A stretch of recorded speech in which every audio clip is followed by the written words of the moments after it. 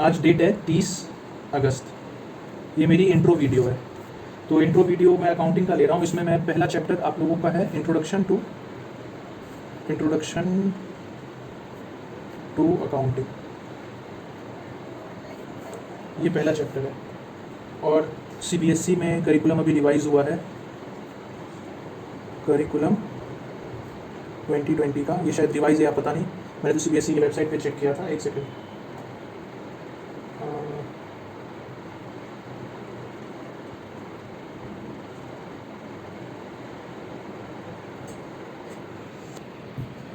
ये रहा curriculum 2021, academic year का करिकुलम 2021 है। इसमें senior secondary curriculum, academic electives, accountancy. आपका सिलेबस में जो एनसीईआरटी का बुक है या सीबीएसई वालों का एनसीईआरटी का ही बुक होता है, उसी के हिसाब से चलेगा। ये आपका सिलेबस है। अब इसमें दे रखा है कि कितने पीरियड्स लगेंगे, 25 पीरियड्स लगेगा। तो थ्योरेटिकल फ्रेमवर्क को भी हम हल्के में नहीं ले सकते हैं, एक भी यूनिट को हम हल्के में नहीं ले सकते हैं। थ्योरेटिकल बहुत से टीचर्स हैं थ्योरी को थोड़ा लाइटली लेके चलते हैं, बट 11th क्लास में ही आपका कंसेप्ट स्ट्रॉन्ग करवाऊंगा मैं। और 11th क्लास में क्या है कि आपने एक बार जो पढ़ लिया, जैसे कॉमर्स की डेफिनेशन जो एक बार दिमाग में बैठ गई, ज़िंदगी भर वही बैठी रहेगी, ऐसा हो जाता है। कॉमर्स का जैसे मान लो आपने डेफिनेशन कहीं और से पढ़ लिया, या कॉमर्स क्या होता है ये किसी ने आपको बता दिया और फिर बाद में कुछ और पढ़े, फिर बाद में कुछ और पढ़े, ऐसा नहीं होता है। जो पहली बार हम पढ़ते हैं ना, वही दिमाग में बैठ जाता है। तो अभी मैं इंट्रो में थ्योरेटिकल फ्रेमवर्क करवाऊंगा। अकाउंटिंग प्रोसेस में बहुत ज़्यादा टाइम लगेगा। इसमें मैं बताऊंगा अकाउंटिंग होता कैसे है, अकाउंटिंग मतलब इनिशियली हम क्या पास करते हैं, इनिशियली डॉक्यूमेंट्स कौन से होते हैं, पहले क्या पास होता है, फिर फाइनल अकाउंट्स धीरे धीरे लास्ट में बैलेंस शीट बनती है, तो वो कैसे बनती है, इसका एक पूरा प्रोसेस होता है, वो बताऊँगा। इसमें सबसे ज़्यादा टाइम लगेगा। और स्कूल में जो आपका पीरियड्स जितने लगने चाहिए सीबीएसई के हिसाब से 105 पीरियड्स है। अब माना हुआ बात है, ये साल तो पूरा वेस्ट हो गया लॉकडाउन की वजह से, तो स्कूल्स में भी ये सिलेबस जो है, ये पीरियड्स, ये आपको खींचा जाएगा। उतना हो सकता है उतना ज़्यादा कंसेप्ट क्लैरिटी नहीं हो, मैं किसी स्कूल को ब्लेम नहीं कर रहा हूँ। और unit 3 financial statement of sole proprietorship from complete and incomplete records, इसमें ये प्रैक्टिकल है, ये फुल थ्योरेटिकल है। यूनिट 1, यूनिट 2 अकाउंटिंग प्रोसेस है थ्योरेटिकल, लेकिन मैं आपको थ्रू प्रैक्टिकल एग्जाम्पल्स बताऊँगा, तो वो ईजिली समझ आएगा ये। उसके बाद यूनिट 3 फुल प्रैक्टिकल है, इसमें आप लोग को बहुत मज़ा भी आएगा।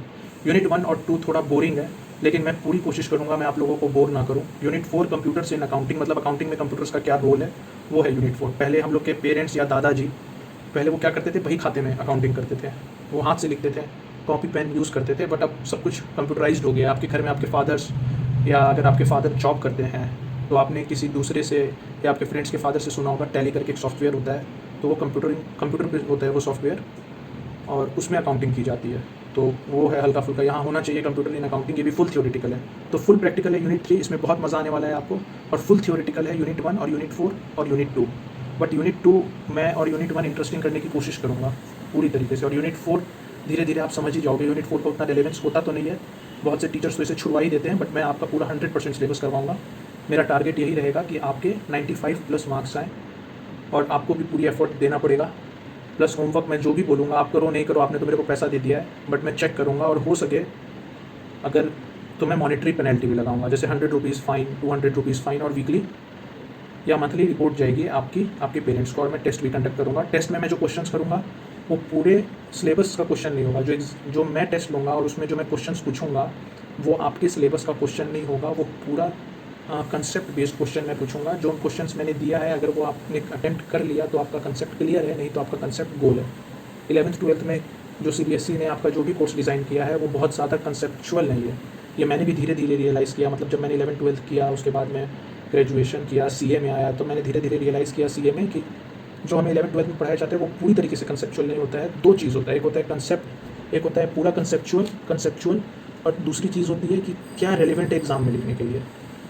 तो मैं आपको दोनों चीज़ क्लैरिटी करके चलूँगा कि एग्ज़ाम में ऐसा ही लिखना है, बट कंसेप्ट इसका ये है। अगर कहीं कन्फ्लिक्ट आता है ना, कन्फ्लिक्ट आ सकता है, बहुत बार आता है कि जैसे एग्ज़ाम में तो हमें ये आंसर लिखना है बट ये आंसर गलत है, हमें उसका कंसेप्ट कुछ और होता है लेकिन एग्ज़ाम में कुछ और लिखने पे ही नंबर मिलते हैं। तो मैं वो दोनों क्लियर करके चलूँगा आपका। यहाँ पे ऑब्वियस सी बात है, मैं आपको कुछ दे रहा हूँ तो आप मुझे इनकम दे रहे हो, बट मेरा मोटो यही रहेगा कि मैं अगर आपको 11th में ट्यूशन दे रहा हूँ तो आप 12th में खुद ही कर लो। इसलिए मैं 12th के बच्चों का ट्यूशन नहीं ले रहा हूँ, क्योंकि मुझे नहीं पता उनका कंसेप्ट किसने बनाया है, वो किस टीचर से पढ़ के आए हैं, उनका क्या कंसेप्ट है। मैं उन्हें कुछ पढ़ाऊँगा, वो मुझसे आर्ग्यू करेंगे, तो वो मुझे पसंद नहीं है। इसलिए मैं क्लास 11th का ही ट्यूशन ले रहा हूँ। ताकि मैं उनका बेस इतना स्ट्रॉन्ग बना सकूँ कि उन्हें क्लास 12th में ट्यूशन लेने की ज़रूरत ना पड़े। ये आपका सिलेबस है, ये आपके मार्किंग स्कीम्स हैं, सबसे ज़्यादा वेटेज इसी का है, सेकेंड अकाउंटिंग प्रोसेस। और ये सच में मुझे नहीं पता बाकी टीचर्स कैसे पढ़ाते हैं, ये बड़ा बोरिंग होता है। जब मैं इसे पढ़ा था तो ये मुझे भी बहुत बोरिंग लगा था, यूनिट 1 और यूनिट 2। ठीक है, तो मैं शुरू करता हूँ, थोड़ा सा आपको थ्योरेटिकल फ्रेमवर्क बता देता हूँ कि मैं कैसे पढ़ाऊँगा। तो मैं निकाल रहा हूँ, एक सेकेंड। मैंने ये डाउनलोड किया था, अभी एक्चुअली मेरे पास बुक नहीं है क्योंकि मेरे पास अभी एक भी बच्चे भी नहीं है। मैं अभी तक तो होम ट्यूशन देता था, लेकिन अभी मैं अर्बन प्रो में रजिस्टर्ड हुआ, अभी मेरे पास एक भी स्टूडेंट नहीं है, तो इसलिए बुक भी नहीं है। जब मेरे पास धीरे धीरे स्टूडेंट्स आएंगे तो मैं बुक ले लूँगा। इसका मैं चैप्टर 1 निकालता हूँ जो मैंने डाउनलोड किया था। अब चैप्टर 1 में ये देखो, ये पूरा थ्योरी है, आपको सच में बहुत बोरिंग लगने वाला है।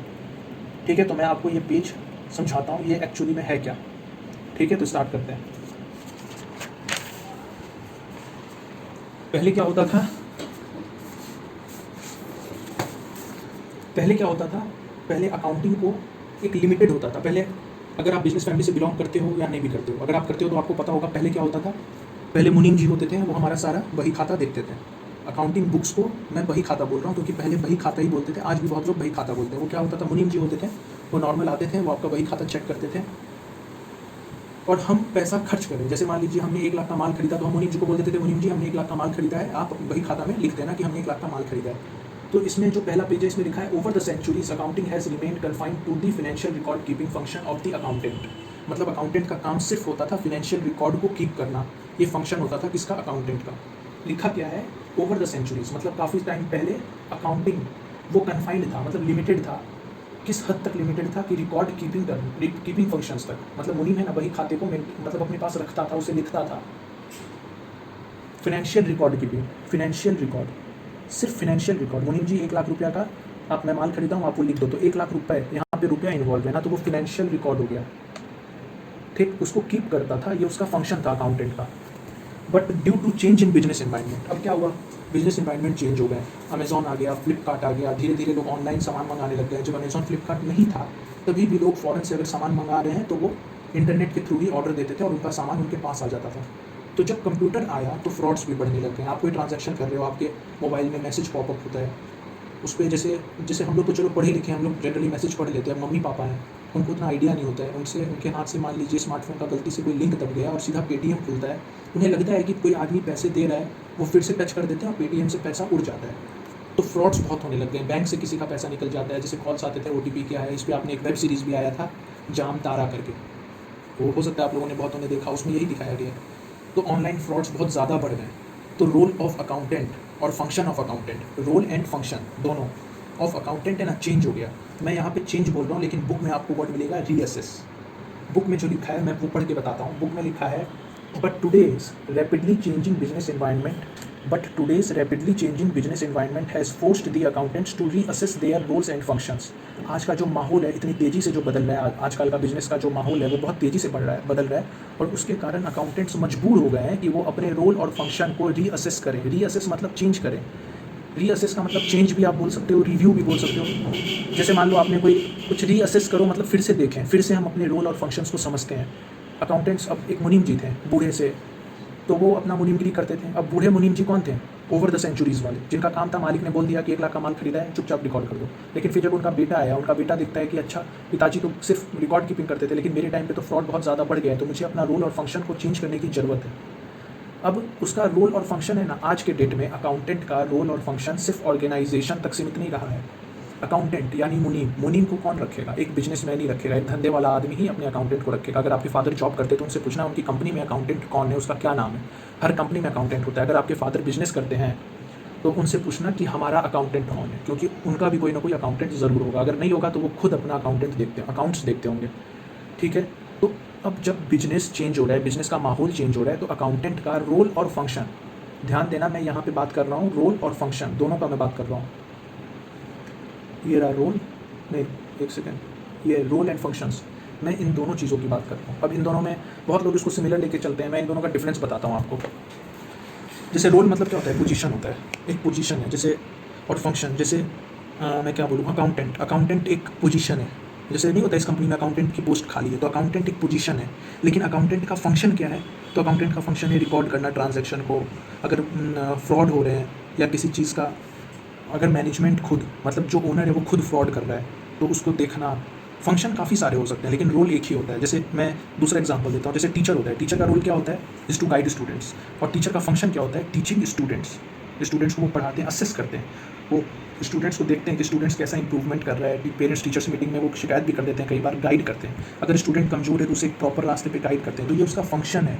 रोल तो सिर्फ एक है, गाइड करो, मतलब स्टूडेंट की तरक्की ही उनका रोल है, ठीक है।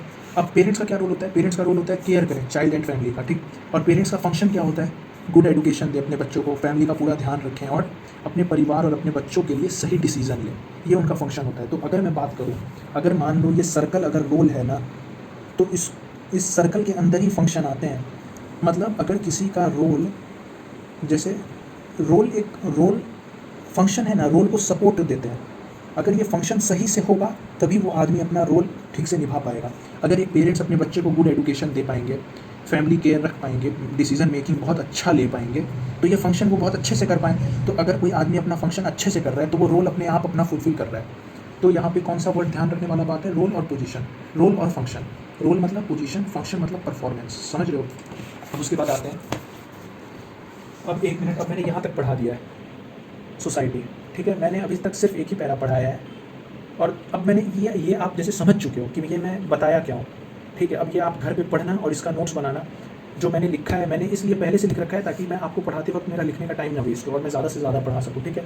तो the role of an accountant has now shifted from that mere recording of transaction to that of a member providing relevant information to decision making team। अच्छा, अब अकाउंटेंट का रोल चेंज हुआ, अकाउंटेंट का अब रोल चेंज हो गया।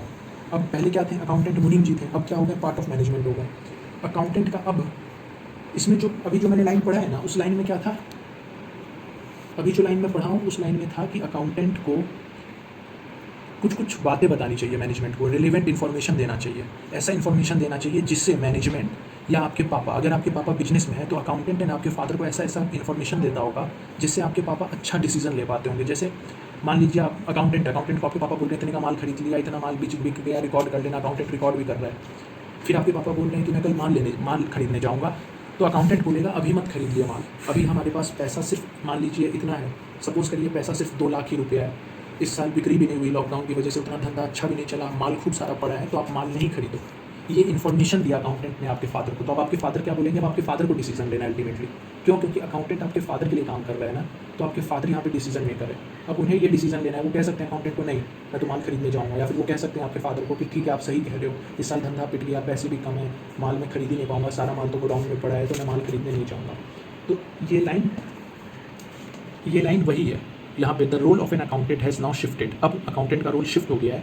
पहले सिर्फ अकाउंटेंट, सिर्फ मेयर का मतलब पहले सिर्फ रिकॉर्ड करता था ट्रांजैक्शंस को, लेकिन अब वो प्रोवाइड करता है इंपॉर्टेंट इन्फॉर्मेशन, रेलेवेंट मतलब important information to the decision making team. Decision making team, अब आपके पापा की सिर्फ दुकान है तो आपके पापा की कोई टीम नहीं है, यहाँ पे डिसीजन मेकिंग टीम का मतलब है कंपनी, एक बड़ी कंपनी, रिलायंस जैसी कंपनी में डिसीजन है ना, सिर्फ अंबानी जी नहीं लेते हैं, कम से कम 10 से 12 डायरेक्टर्स हैं, वो सब मिलकर डिसीजन लेते हैं। तो डिसीजन मेकिंग टीम, अगर आप अपने पापा के हिसाब से सोचो तो आप कह सकते हो providing relevant information to your father. एक broadly speaking, accounting today is much more just book keeping and the preparation of financial reports. आज के टाइम में अकाउंटिंग बुक कीपिंग और फाइनेंशियल रिपोर्ट्स ही बनाने तक सीमित नहीं है, उससे बहुत ज़्यादा है। अकाउंटेंट अब कैपेबल हैं, ठीक है, एक्साइटिंग न्यू ग्रोथ एरियाज़ में काम करने के लिए। एक्साइटिंग न्यू ग्रोथ एरियाज़ क्या है, अकाउंटेंट अब कैपेबल है फॉरेंसिक अकाउंटिंग करने के लिए। फॉरेंसिक अकाउंटिंग होता है, फॉरेंसिक अकाउंटिंग में बेसिकली वो ये देखता है कि चोरियाँ तो नहीं हो रही है, sorry, theft of large amount of money on the internet तो नहीं हो रहा है, कंप्यूटर हैकिंग तो नहीं हो रही है, ये सब देखता है। E commerce, web based payments देखते हैं। अब जैसे अमेजॉन वगैरह, अब जेफ बेजोस है, उसे अमेजॉन बनाने का आइडिया आया, तो उसने किसी अकाउंटेंट को हायर किया होगा कि इलेक्ट्रॉनिक पेमेंट हम कैसे करें। उसके लिए जेफ बेजोस का सिर्फ आइडिया था, उसमें बहुत से लोग काम कर रहे हैं, उसमें से एक अकाउंटेंट होगा जिसने ई कॉमर्स का आइडिया उसे दिया होगा, मतलब इलेक्ट्रॉनिक पेमेंट को कैसे सिक्योर किया जाए। फाइनेंशियल प्लानिंग होता है, जैसे मान लीजिए आपके फादर बिजनेसमैन है, उन्होंने अकाउंटेंट से पूछा कि बताओ तो ये जो मशीनरी है 5 लाख की एक मशीनरी है, वो मशीनरी हम खरीद लें, लीज़ मतलब किराए पे ले लें, किराए पे लेना ठीक रहेगा या खरीदना ठीक रहेगा। तो अकाउंटेंट हिसाब लगाता है कि मशीनरी कितने की है, कितने साल चलेगी, उससे हम उत्पादन कितना कर पाएंगे, मतलब मैन्युफैक्चर कितना कर पाएंगे, कितना बेच पाएंगे, तो इस मशीन को क्या खरीदना ठीक रहेगा या लीज़ पे लेना ठीक रहेगा। ये दोनों का इवैल्यूएशन करता है। अगर खरीदेंगे तो कितना पैसा जाएगा, लीज़ पे लेंगे तो कितना पैसा जाएगा, और भी बहुत से फैक्टर्स होते हैं। ये आप जब धीरे धीरे और मतलब बड़ी क्लासेस में जाओगे या कोई प्रोफेशनल कोर्स करोगे CA CS, तब समझोगे। फाइनेंशियल प्लानिंग का मतलब बहुत कुछ हो सकता है, जैसे हम लोन ले लें या शेयर इशू कर दें। अब आपकी मान लो आपके फादर को पैसे की ज़रूरत है, आपके फादर की कंपनी है, तो आपके फादर के पास दो अल्टरनेटिव होता है। एक होता है लोन, बैंक के पास जाके मांग लें कि भैया हमें 5 करोड़ रुपए की ज़रूरत है, 5 करोड़ रुपए दे दो, या फिर मार्केट में शेयर इशू करके लोगों से शेयर्स के पैसे ले लें। तो दोनों तरफ से पैसा आया ना, लोन में बैंक वाला पैसा देता है, शेयर इशू करते हैं तो शेयर होल्डर्स पैसा दे देते हैं। तो फाइनेंशियल प्लानिंग भी बताता है, अकाउंटेंट फाइनेंशियल प्लानिंग करता है कि ये मशीन खरीदो या मत खरीदो, पैसा कैसे उठाओ। इन्वायरमेंटल अकाउंटिंग ये क्या होता है, ये बेसिकली कॉर्पोरेट लेवल पे होता है और नेशनल इकोनॉमिक लेवल पे होता है। इसमें क्या होता है, इन्वायरमेंटल अकाउंटिंग में क्या होता है ना, रिसोर्स कितने हैं हमारे पास उसकी रिकॉर्डिंग होती है। अब देश का रिसोर्स है, आपको पता होगा, आपने पढ़ा होगा छोटी क्लासेस में कि जो हमारे धरती के अंदर जितने भी रिसोर्सेज हैं वो एक न एक दिन एग्जॉस्ट हो जाएंगे, खत्म हो जाएंगे। तो उनकी अकाउंटिंग होती है कि भाई ज़रूरत से ज़्यादा का तो खपत नहीं हो रहा है, आने वाली पीढ़ियों के लिए बच तो रहा है ना, उसकी भी रिकॉर्डिंग होती है। सोचो ये बहुत आश्चर्य लग रहा होगा सुन के, एनवायरमेंटल रिकॉर्डिंग, पर्यावरण यानी एनवायरमेंट को नुकसान कितना पहुँच रहा है, हम मेजर्स ले रहे हैं ना, ग्लोबल वार्मिंग दिन पर दिन बढ़ रहा है, उसकी अकाउंटिंग होती है। लेकिन कॉर्पोरेट लेवल की इसकी अकाउंटिंग होती है। और जो लोग सीमेंट में डील करते हैं, ऑयल में डील करते हैं, मतलब मैन्युफैक्चर कर रहे हैं, सीमेंट ऑयल निकाल रहे हैं, पेट्रोल निकाल रहे हैं, पावर, इलेक्ट्रॉनिक, स्टील, यही लोग इलेक्ट्रॉनिक अकाउंटिंग करते हैं। और नेशनल इकोनॉमी लेवल पे होती है, जो सरकार करती है कि हमारे देश में इतना रिसोर्सेज था, इतना खप गया, इतना बचा है, ठीक। तो यहाँ पे गाइस वही लिखा हुआ है, ब्रॉडली स्पीकिंग अकाउंटिंग टुडे ये हो गया था फॉरेंसिक अकाउंटिंग। ये देखो, accountants are now capable of working in exciting new growth areas. Exciting मतलब नहीं होता है कि मैं एक्साइटेड हो गया, वो वाला एक्साइटिंग न्यू ग्रोथ एरियाज में काम कर रहे हैं, जैसे forensic, e commerce, financial planning, ठीक, इन्वायरमेंटल अकाउंटिंग, इन सब में काम कर रहे हैं। उसके बाद क्या है, दिस रियलाइजेशन केम। अब ये रियलाइज़ कब हुआ अकाउंटेंट्स को कि हमें इस एरिया में भी काम करना चाहिए। अकाउंटेंट को या बिजनेसमैन को, एक बिजनेसमैन को ये रियलाइज़ कब हुआ कि हमारा जो अकाउंटेंट है उसे इस एरिया में भी काम करना चाहिए, वो देखते हैं। वो रियलाइज़ कब हुआ, हाउ अकाउंटेंट और owners realise the change in role and function. क्योंकि accounting can provide information which is required by managers and other interested person to take good and better decision. वो अगर अकाउंटेंट ये सारे fields में अच्छे से काम करेगा तो वो managers and other interested persons को इन्फॉर्मेशन दे पाएगा। अब अदर इंटरेस्टेड पर्सन्स कौन है, अदर इंटरेस्टेड पर्सन्स गवर्नमेंट है। जब कोई बंदा धंधा करता है, बिजनेस करता है, तो सरकार भी आ जाती है, हाथ फैला लेती है। सरकार बोलती है कि भैया मुझे टैक्स दो। अब टैक्स दो, आदमी बोला कि मैंने तो कुछ कमाया ही नहीं, तो सरकार क्या करेगी, उसका अकाउंट्स निकालेगी और बोलेगी कि भाई तुमने इतना कमाया है, तुमने तो 10 करोड़ कमाया है, तो 10 करोड़ पे मेरे को टैक्स दो। तो वो 10 करोड़ इन्फॉर्मेशन कौन दे रहा है, सरकार को। एक तरह से अकाउंटेंट ही दे रहे हैं ना, अकाउंटेंट ही अकाउंट्स बना रहे हैं ना, ये मुनीम जी तो दे रहे हैं। पहले मुनीम जी थे, अब अकाउंटेंट हो गए, मॉडर्न हो गए अब थोड़े से। तो अकाउंटेंट और ओनर को कब रियलाइज्ड हुआ change in role and function, या कैसे रियलाइज्ड हुआ, हाउ, कैसे रियलाइज्ड हुआ। क्योंकि अकाउंटिंग इतना सक्षम है, अकाउंटिंग इतनी अच्छा चीज़ है, अकाउंटिंग इतना बेहतरीन टूल है कि अकाउंटिंग चाहे तो प्रोवाइड कर सकता है इन्फॉर्मेशन जो कि बहुत ज़रूरत है मैनेजर्स और अदर लोगों की, ताकि वो अच्छा और बेटर डिसीजन ले पाएँ। जैसे नहीं होता है, जैसे मैंने वो एग्जांपल दिया था कि आपके फादर को आपके मुनीम जी, आपके अकाउंटेंट कह रहे हैं कि मालिक अभी माल लेने मत चाहिए, अभी हमारे पास कैश भी नहीं है, इस साल धंधा अच्छा नहीं हुआ, हमारा जो बिजनेस है लॉस में है, माल बहुत सारा भरा पड़ा है, इस बार लॉकडाउन की वजह से धंधा अच्छा नहीं हुआ। तो आपके फादर डिसीजन ले पाए ना, वही बात है।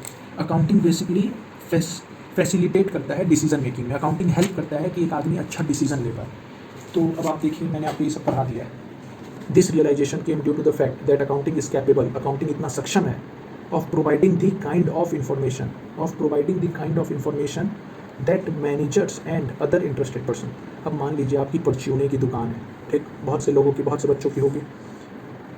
तो manager and other interested person कौन है, मैनेजर आपके पापा ही हो गए, मैनेजर और ओनर सेम हो गया। ऐसा कोई जरूरी नहीं है कि मैनेजर मतलब यहाँ पे ओनर नहीं आ रहे हैं, यहाँ पे कॉमन सेंस लगाएंगे हम, और धीरे धीरे जब ये चैप्टर कंप्लीट होगा, मैं टेस्ट लूँगा तो आपका कंसेप्ट और क्लियर हो जाएगा। एंड अदर इंटरेस्टेड पर्सन में कौन आ गई, गवर्नमेंट आ गई। गवर्नमेंट को पता चलता है कि इस आदमी की कमाई कितनी हुई है, हमें कितना टैक्स लेना चाहिए। एम्प्लॉइज़ आ गए, एम्प्लॉइज़ को ये पता चलता है कि हमारा मालिक तो 25 करोड़ कमा रहे हैं, हमें 100 रुपया तनख्वाह दे रहे हैं। आप ये पढ़ोगे। अदर इंटरेस्टेड पर्सन, कंपनियों के केस में तो भाई कानून भी है। जो कंपनियां होती है ना, आपके फादर अगर कंपनी में काम कर रहे हैं डायरेक्टली, तो उनसे पूछना, कंपनियों के केस में तो कानून भी है कि एम्प्लॉइज़ उनका अकाउंट्स चेक कर सकते हैं, एम्प्लॉइज़ को प्रोविडेंट फंड देना जरूरी होता है। पीएफ अगर कभी आपने अपने फादर के मुँह से सुना होगा कि पीएफ का पैसा है या पीएफ में पैसा डाल दूंगा, तो वो पीएफ है ना, कंपनियाँ अच्छा खासा अमाउंट होता है, आधा आपके फादर की सैलरी से कट जाता है और आधा कंपनी देती है। वो सब आप पढ़ोगे। अभी मैंने आपको एक ग्लिम्स दे दिया है। अब तो इस पैरा का अगर मैं अभी समरी करूँ तो कुछ नहीं है। पहले मुनीम जी होते थे, यहाँ पे इस पैरा में सिर्फ इतना ही बताया है कि पहले के टाइम में मुनीम जी हुआ करते थे, और अब के टाइम में कौन है, अब के टाइम में मॉडर्न अकाउंटेंट आ गए हैं। पहले मुनीम जी सिर्फ बही खाता लिख दिया करते थे, अब जो मॉडर्न अकाउंटेंट आए हैं ना, वो अदर काम भी कर रहे हैं। अदर काम में क्या, फॉरेंसिक अकाउंटिंग कर रहे हैं, ई कॉमर्स कर रहे हैं, फाइनेंशियल प्लानिंग कर रहे हैं, इन्वायरमेंटल अकाउंटिंग कर रहे हैं। वो ये सब काम करके इन्फॉर्मेशन इकट्ठा करते हैं, अच्छा इन्फॉर्मेशन, ऐसा इन्फॉर्मेशन जो आपके मालिक या उस ऑर्गेनाइजेशन के मालिक, आपके मालिक का मतलब है अकाउंटेंट के मालिक, या फिर उस ऑर्गेनाइजेशन के मालिक जो भी डिसीज़न लेंगे तो उनका डिसीज़न बहुत अच्छा हो जाएगा। कोई भी बिजनेस सब डिसीज़न के दम पे चलता है। अगर डिसीज़न अच्छा तो बिज़नेस अच्छा, डिसीज़न ख़राब तो बिज़नेस ख़राब, डिसीज़न अच्छा तो आप छाप लोगे पैसा, डिसीज़न ख़राब तो आप रोड पे भी आ सकते हो। तो अकाउंटेंट है ना, कुछ नहीं करता है अकाउंटेंट, खाली इन्फॉर्मेशन इकट्ठे करता है। इन्फॉर्मेशन इकट्ठे कैसे करता है? वो वही खाता लिख के करता है।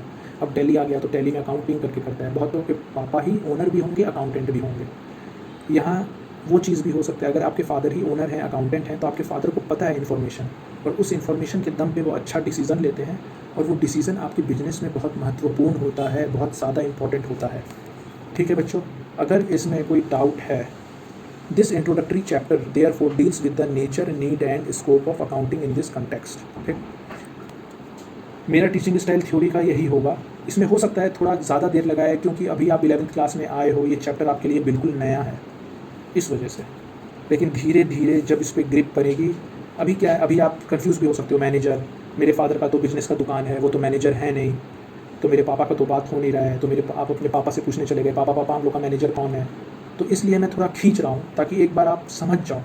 मैनेजर मतलब यहाँ पे सिर्फ मैनेजर जरूरी नहीं है, ओनर भी हो सकता है, लेकिन अगर ओनर और मैनेजर दोनों है तो मैनेजर, और अगर ओनर ही मैनेजर है तो ओनर। समझ गए बात को? मैं उम्मीद करता हूँ आप लोग समझे होंगे। अगर नहीं समझे हो तो मुझे प्लीज़ रिव्यू में डाल के बताना कि हमें इंट्रोडक्टरी क्लास आपका समझ नहीं आया या कोई दिक्कत है। और इसे प्लीज़, सिर्फ एक पेज है, आपको हार्डली 10 मिनट्स लगेंगे। कोई इंग्लिश का फैंसी वर्ड्स होगा तो वो आप मुझसे पूछ सकते हो, कोई लिंक है तो मेरे से पूछ सकते हो, रिव्यू में डाल सकते हो। मेरा आपको इंट्रोडक्टरी क्लास कैसा लगा, अगर आप चाहते हो कि मैं आगे फर्दर एक और इंट्रोडक्टरी क्लास की वीडियो बना के डालूँ तो मैं डाल दूँगा। आप प्लीज़ मुझे रिव्यू सेक्शन में बताएं, और मुझे फॉलो ज़रूर करें, क्योंकि आप किसी भी टीचर से पढ़ते हो, मैं आपके डाउट एंटरटेन करूँगा, और मैं 100% कंसेप्ट क्लैरिटी की गारंटी देता हूँ आपको। चाहे डाउट आपके करिकुलम से रिलेटेड होना चाहिए, करिकुलम के बाहर का नहीं होना चाहिए, अकाउंटेंसी का होना चाहिए डाउट, तो मैं पक्का एंटरटेन करूँगा। क्लास 11th के ही डाउट को एंटरटेन करूँगा। ओके गाइस, किसी भी टीचर से पढ़ते हो मैं पक्का डाउट एंटरटेन करूँगा, उसके लिए आप मुझे अर्बन प्रो पे फॉलो कर सकते हैं। Okay, thank you, bye bye.